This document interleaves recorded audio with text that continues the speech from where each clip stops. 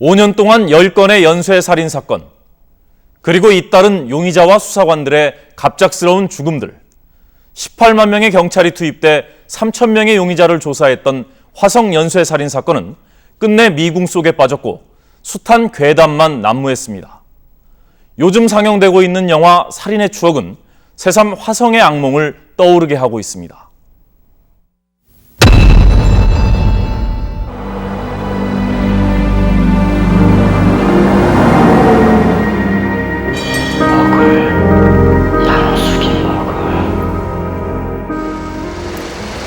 마지막으로 살인사건이 난 지 벌써 12년. 한때 150여 명씩 북적거리던 수사본부는 이제 4명의 전담반만 남았습니다. 제보는 어떻게 자주 들어옵니까? 어떻습니까? 근래에는 드물어요. 근래에는 몇 년 전만 해도 많이 들어왔다고 하는데 근래에는 뭐 몇 개월에 한 번 그 제보, 그것도 뭐 정상인들한테 제보가 온 것도 아니고. 사건 현장도 아파트가 들어서면서 절반 이상이 없어졌습니다. 지금 어떤 다른 사람이 이 사건을 맡아서 와도 전혀 모르죠. 전혀 모르죠. 왜요? 다 변해서. 이처럼 사건이 잊혀져갈 무렵 영화가 빅히트하면서 오히려 주민들은 악몽을 되살리고 있습니다. 우리 애기 아빠는 그래요. 그냥 택시만 지나가서 그런 것만 뉴스에 나와도 딸들을 잡다시피 해요. 저거 봐라. 혼자는 택시 타지 마라. 밤늦게 다니지 마라.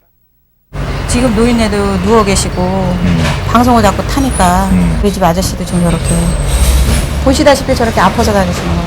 동생인데 안 그러겠어요. 막내 동생인데 그것도 지금 지난 90년 12월 화성 연쇄 살인 사건의 9번째 희생자 14살 김모양을 잔혹하게 살해한 혐의로 붙잡힌 윤모 씨는 기자들 앞에서 담담하게 범행 일체를 자백했습니다. 김양을 살했다고 다 자백을 했죠? 네.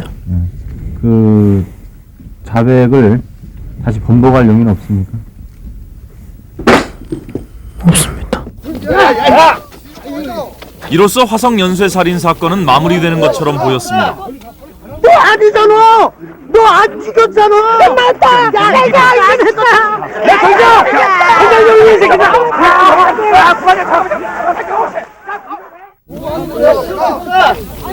그러나 눈발이 오락가락하는 가운데 열린 현장 검증에서 윤 씨는 말을 뒤집었습니다. 갑자기 그 용의자였던 그때 윤 군이 경찰들을 물려주고 변호사를 불러달라, 자기 변호인을 불러달라고 이야기해서 그때 일순 술렁이면서 바깥 뒤집혔습니다. 경찰이 내세웠던 목격자들도 모두 목격 사실을 부인했습니다. 그냥 못 본 거는 사실이에요? 예, 전혀 못 봤어요. 를 집은 적도 없고요. 절대 없습니다, 그는. 우리 그래가 어디 사는지도 어디 사는지도 모르고 얼굴도 모르고. 경찰은 피해자 김양의 옷에서 발견된 정액이 윤 씨의 것이라고 확신하면서 일본의 유전자 감식을 의뢰하고 마지막 기대를 걸었지만 결과는 정반대였습니다. 저 자신도 확신을 가지고 결과를 보러 갔었는데 아닌 결과를 딱 제시해서 딱 내놓는데 앞이 캄캄하더라고요. 제10회 아시아 경기 대회에 참가하는 서울 아시안 게임 개막을 하루 앞둔 지난 1986년 9월 19일 화성군 태안읍 안녕리 들판에서 71살 이모 할머니가 하의가 벗겨진 상태에서 목이 졸려 숨진 채 발견됐습니다. 그때 86 아시안 게임이 벌어져가지고 전 병력이 거리 쏠렸거든. 그렇게 그 철저한 수사를 못해도 봐야지. 감식이나 뭐 기초적인 걸 수사를 제대로 못해도 누가 할머니 걸어가는 거를 차로 치어서 죽은 거를 갖다 버리고 방치하고 도망간 거 아니냐, 그렇게 봤다. 그게 시작이었습니다. 14살 어린 소녀에서 아줌마, 그리고 70대 노인까지 잔혹한 수법의 연쇄살인 사건은 모두 10건입니다. 마지막 사건을 제외한 9건의 사건이 병점역을 중심으로 반경 4, 5km 안에서 발생했습니다. 경찰은 병점역 바로 앞에 수사본부를 차려놨지만 범인은 유유히 수사본부 근처에서 범행을 계속했습니다. 여자들은 교복 치마를 못 입게 했었어요. 그러니까 바지 입고 하교할 땐 바지 입고 하교하라고 그 정도였었고. 딴 데 가서도 그래. 지역 가서 이게 차 끌고 가서 민증 까잖아요. 그러면 민증에 보면 화성군이라고 나온다고요. 그러면 얘 거기서 왔네. 검문을 딴 사람이면 민증 보고 그냥 갈 걸 갖다가 뭐 또 10분이야 잡아놓고.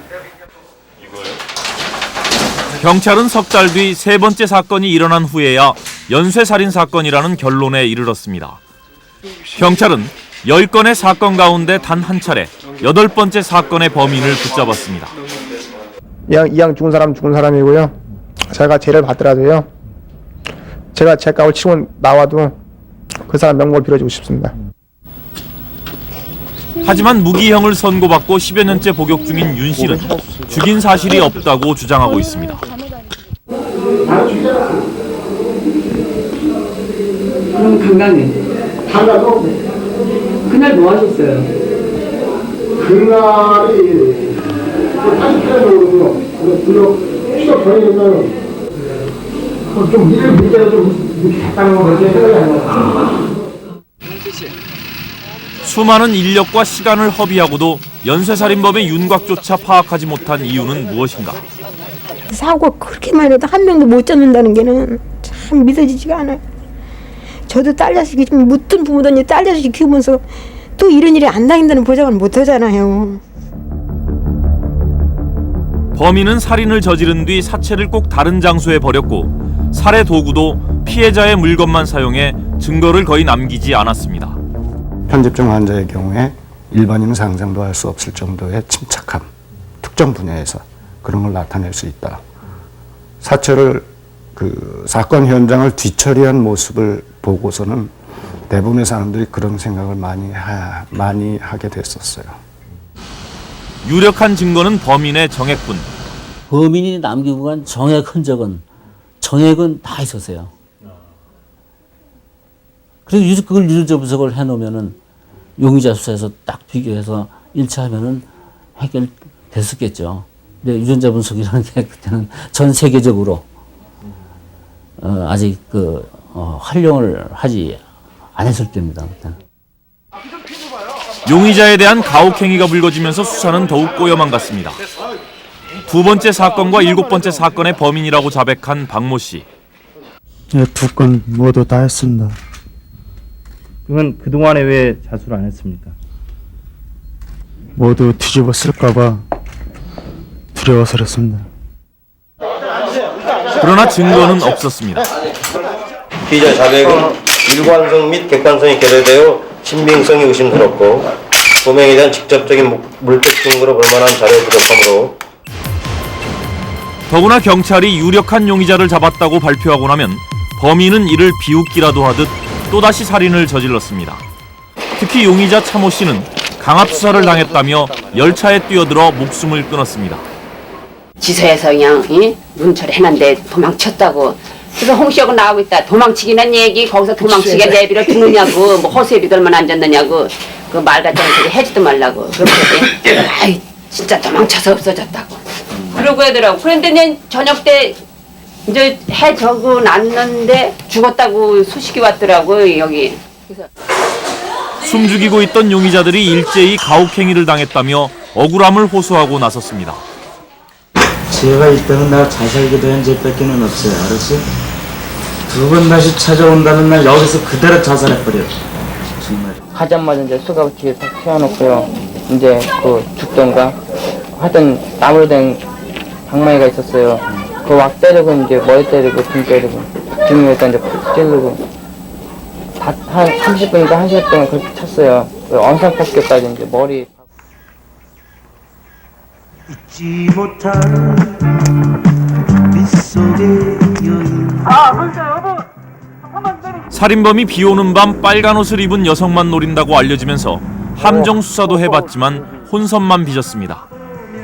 여경들이나 이제 의협심이 있는 직업 여성들을 좀 협조를 얻어가지고 그렇게 몇 군데 해봤지요. 해보고 이제 행사들이 멀찌감치 잠복을 해서 뒤따라보고 그런데 막상 그러니까 안 나타나요. 88 올림픽을 방해하기 위한 고정 간첩의 소행일 수도 있다며 고문경관 이근한 씨 등 대공 수사관들까지 동원됐지만 보름 만에 서울로 돌아갔습니다. 범인 안 잡히고 맨날 깨지긴 하고 부산이 넘었고 이렇게 하니까 정신도 나타해지고 저기 해보고서 맨날 동을 구하려면은 산에 가서 산수사 지내보고 이렇게 하고.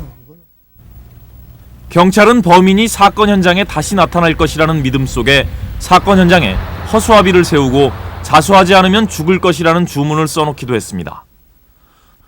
또 경찰서 정문이 건물 현건과 일치해 재수가 없다는 풍수지리가들의 말을 듣고 정문을 옮겨보기도 했지만 허사였습니다. 주민들은 더 이상 경찰만 믿고 있을 수는 없다며 자율기동대를 만드는 등 자구책을 마련했습니다. 1, 2, 1, 2, 3이 다 왔으면은 애양제도 1, 2, 2, 1, 3는 각 리별로다가 출발을 하는 거야 이제.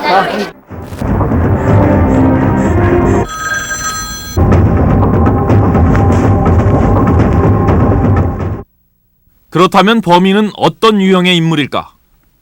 그 현장 지리감이 있는 어떤 고학력의 정신질환자. 공장이 갑자기 많이 생기니까 공장 공원 중에서 전과 있는 도착성 그런.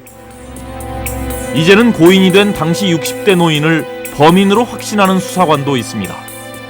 머리털 색깔 내가 나이 많은 놈으로 쭉 규정하면 9차 사건인데 머리털 색깔이 전부 다 백발로 나오고. 나이 많지 않으면 시체를 봤네 즐기지 못해요. 사람을 죽이면 겁나서 애들 같으면 다 도망가지. 화성의 비극은 단순히 피해자와 그 가족에게만 멈추지 않았습니다. 마지막 살인 사건 이후 이상하리만큼 수사선상에 있던 용의자와 사건을 담당했던 수사관들이 이런저런 이유로 죽어갔습니다. 이른바 화성 괴담으로 번져간 것입니다. 현장 검증에서 범행을 부인해 풀려났던 윤모 씨는 20대 중반의 간암으로 사망했고 마지막 사건의 용의자였던 30대 남자는 투신 자살했습니다. 또 7차 사건의 용의자가 경찰에서 증거 불충분으로 풀려난 뒤 아버지의 무덤 근처에서 목을 매 자살한 데 이어 심령술사의 제보로 붙잡혔던 김모 씨 역시 고문 후유증에 시달리다 숨졌습니다. 김이라고 그놈도 죽었어요. 용케. 걔도 우리 여기서는 저 연세로 혈액형이 달라가지고 걔는 범인이 아니다 했는데 걔도 결과적으로 서대문서에서 잡아다가 자백받아가지고서 저기 있는데 얼마 있다고 자살했고. 경찰도 예외는 아니었습니다. 화성 연쇄살인 사건에선 유일하게 8번째 사건의 범인을 잡아 1계급 특진했던 최모 경장은 교통사고로 사망했습니다. 또 최모 치안감과 장모 수사과장, 송모 서장 등이 모두 화성 연쇄살인 사건 수사 일선에서 물러난 지 얼마 안 돼 과도한 스트레스 등으로 숨졌습니다. 화성 수사본부에서 올해를 근무를 좀 했던 사람들이 잘 풀려간 사람이 없어요. 나도 거기 그런 피해자로 아주 한이 맺혀. 최근 화성에서는 50대 주부가 회사를 마치고 귀가하던 중 흔적 없이 사라지는 사건이 발생했습니다. 잠수 동원하고 다 이렇게 지원받았고 한 걸로 알고 있거든요. 근데 안 나왔습니까? 그때 당시에는 발견 못해갖고 지금은 수사 진행이 또 어떻게 되고 있는지 모르겠네. 경찰은 뺑소니 사고로 보고 있지만 사체가 전혀 발견되지 않다 보니 주민들은 혹시나 하며 마음을 놓지 못하고 있습니다. 시신도 못 찾고 어떻게 된 건지 뭐 절에 가서 물어보고 무당한테 물어봤더니 살긴 살았는데. 무당이? 예. 애들 늦게 오고 그러면 불안하죠. 언제 어느 때 무슨 일이 있을지 모르니까. 범인이 잡히지 않은 9건의 살인 사건 가운데 6건은 이미 공소시효가 끝났고 7번째 사건도 올 9월이면 시효가 끝납니다.